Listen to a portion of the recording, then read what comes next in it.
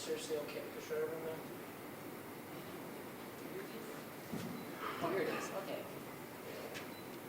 Okay. So am I singing on this one, or did I think you were going to sing on this one.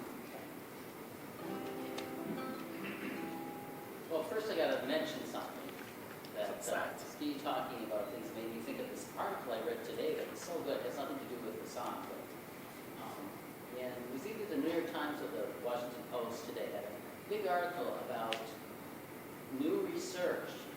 People went into the jungle and spent a lot of time actually watching bonobos or bonobos. Did you see that article today? Yeah, it's like earth-shaking research. It sort of changes things. It's not that they don't, you know, that bonobos aren't still more poly than famous Maven,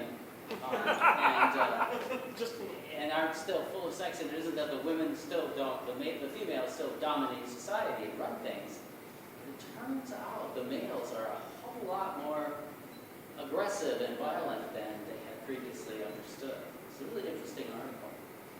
The upshot of it, though, is, unlike the chimpanzees, who get together in little gangs and kill each other, there aren't so many fatalities.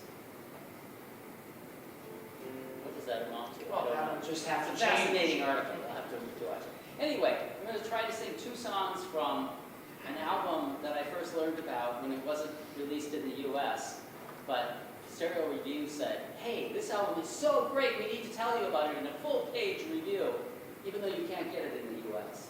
It was I Want to See the Bright Lights Tonight by Richard and Linda Thompson. And so this is the first song on the album, When I Get to the Border, but unfortunately, you don't have Richard Thompson playing and you don't have Linda Thompson singing. Not that she's